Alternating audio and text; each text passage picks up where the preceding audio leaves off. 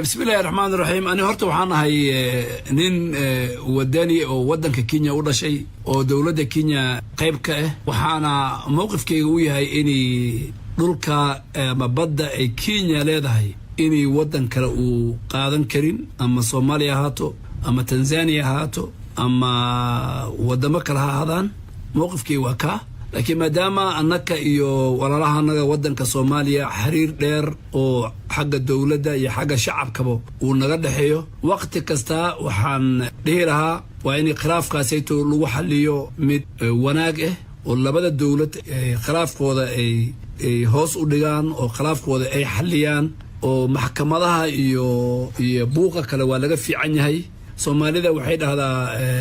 لبدا وقف ولا لها خلاف كودا الله مرة ما إنه مغرهته وأدتك جيرانك مركا وحان ليلها أنا كشقينا يا سيدي خلاف كاسيتو سي ولا لماء سي جيران لماء سي حرير كأود حيو لبدا أنا ودن إن لو حليو مدحوين أهورو كينياتا يا مدحوين فرماجو وحان كعصن لها يا دولة كينيا يا دولة صوماليا إني إلاليان وناقة يو جيران لماذا وين oo waqti dheer soo jirtay oo dadka iyo wadamadanada u dhaxayso inta la ilaaliyo badda hadda waxa la isku haysto waxa weeye shidaal iyo gas baa laga helay badan awal way jiri jirtay marka laakiin mowqifkeena waxa weeye mowqifka dawladda Kenya ani nin Soomaali baan ahay laakiin waxaan ahay nin Soomaali oo Kenyan ah laakiin waqti kasta waxaan ka shaqeynay sidii khilaafkaasayto loo xalin lahaa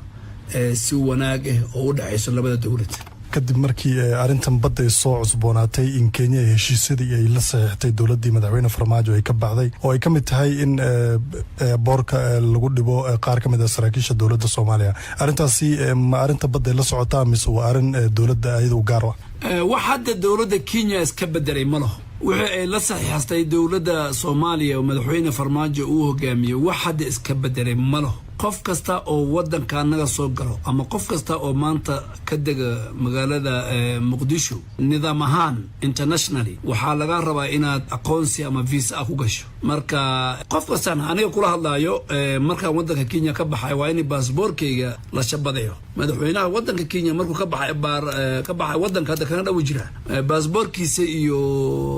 fuudu ula socdo waa in ay kana loo garaaco marka wax isbedel ma laho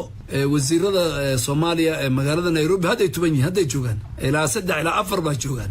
Soomaali badan baa joogta oo wadanka soo gashay hadda wax lagu dhibaaya ma laho midda wajeerna waa mid ku salaysan nabadgelyada wadanka Kenya waa mid mas'uuliyad ka saaran madaxweyne Uhuru Kenyatta